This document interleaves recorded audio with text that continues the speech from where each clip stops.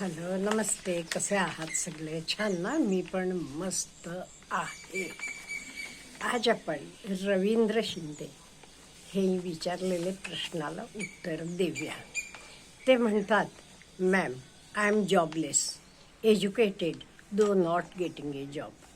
समजत नाही आयुष्यात काय लिहिले आहे. खूप प्रयत्न करतोय तरी पण सक्सेस मिळत नाही. हा त्यांचा प्रश्न आहे. त्यांना नोकरी नाही आहे, प्रयत्न करतात ते.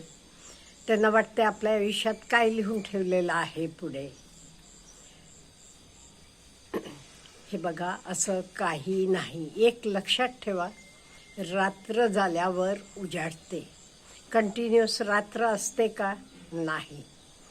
रात्र झाल्यावर सकाळ होते.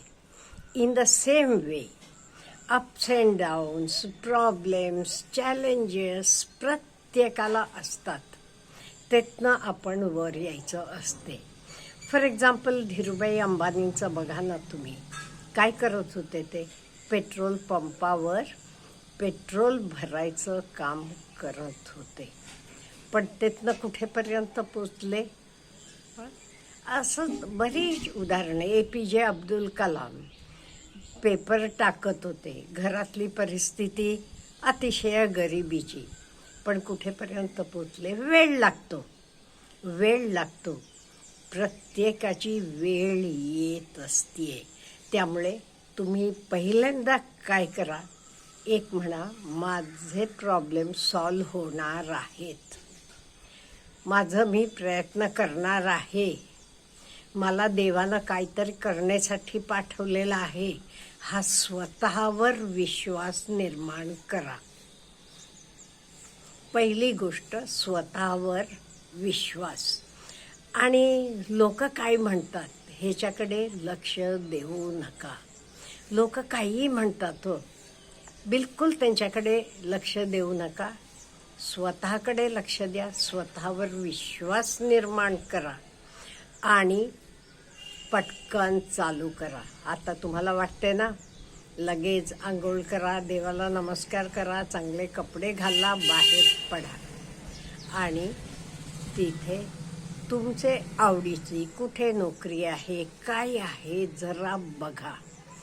इन द बिगिनिंग तुम्हाला अगदी टॉपची नोकरी मिळेल असं नाही आहे. जे काही मिळेल तिथून चालू करावं लागते. पहिल्यांदा ॲटलिस्ट एवढा आपण विचार करायचा, आपल्याला पैसेसाठी आईवडिलांकडे म्हणा, कोणाकडे मागायची वेळ यायला नको, एवढा विचार करायचा आणि कामाला लागायचं. आणि तर काम करता करता पुढे तुम्हाला कळते मला काय पाहिजे.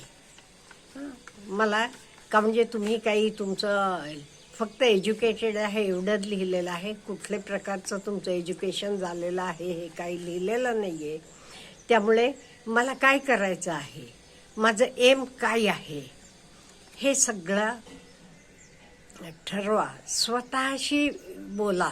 लोक काय म्हणतात ह्याच्याकडे बिलकुल लक्ष देऊ नका.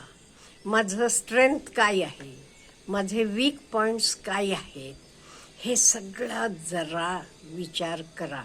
आणि मला काय करायला आवडेल, माझे आवडीचं काय आहे, हे पण जरा विचार करा. आणि असं करताना मी काय करू नये, मला काय करायचं आहे आणि मला काय मी करू नये, मला आवडत नाही, हा पण विचार करा. आणि आजची कंडिशन, जे काही आज तुमची कंडिशन आहे, ही उद्या नसते, हे तुम्ही विश्वास ठेवा.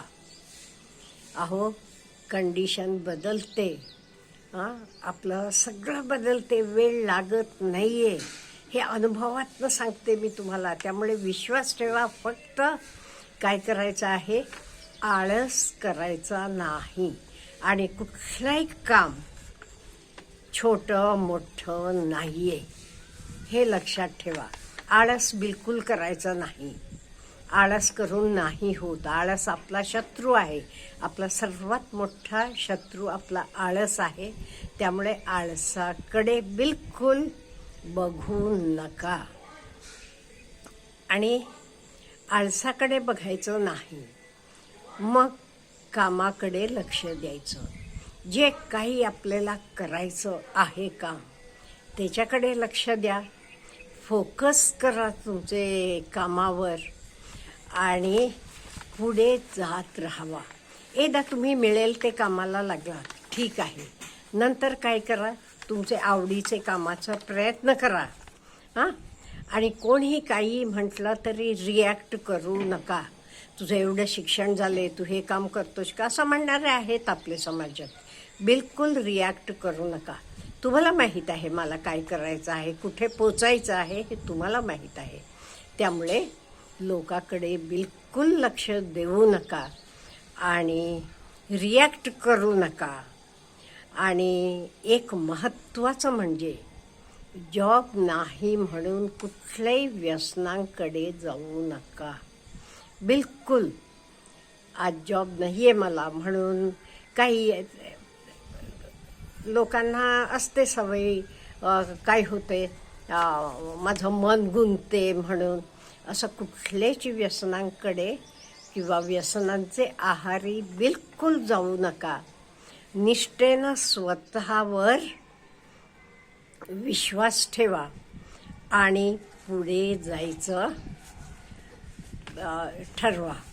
आणि कोणी काही म्हटलं तरी मनाला लावून घेऊ नका. मला माहीत आहे मला कुठे पोचायचं आहे हे लक्षात ठेवा. आणि हे बघा, म्हणणारे लोक काही म्हणतात. तुम्हाला कोणी जेवायला घालायला येत नाही किंवा तुम्हाला कोणी 4 पैसे देणारं येत नाही हे लक्षात ठेवा. तर आपल्याला मिळवायचं असते. त्यामुळे लोकांकडे बिलकुल लक्ष द्यायचं नाही. स्वतःकडे बघायचं, स्वतःचं स्ट्रेंथ बघायचं, आळस सोडून टाकायचा. आणि एकदम हात घातला की यश मिळणार नाही माहीत आहे मला. मग काय करायचं, आपण प्रयत्न करत जायचा. आता लहान मूल चालायला लागते, एकदम तर चालायला लागते का, नाही. पडते 2 वेळा 4 वेळा 5 वेळा पडते तरी उभा राहते आणि चालायला लागते. इन द सेम वे आपण पण काही झालं, प्रॉब्लेम्स आले तरी ते प्रॉब्लेम समोर फाईट करायचं. बिलकुल रडत बसायचं नाही.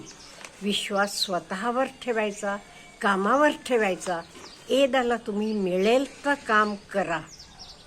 का म्हणजे स्वतःचे खर्च तरी तुम्ही निभावू शकला. इंटरव्ह्यूला जाणं असेल किंवा तुमचं मोबाईलचं असेल, तुमचं स्वतःचं पर्सनल खर्च असेल तरी तुमचं कॉन्फिडन्स वाढत जाते बघा. आणि कुठेही काम करताना work with honesty. Honesty is the best policy. त्यामुळे व्यवस्थित ऑनेस्टीनं काम करा. मग तिथून तुमची प्रगती होत जातीये. जरा वेळ लागतो पण दिवस बदलतात. दिवस नक्की बदलतात. दिवस सारखे नसतात.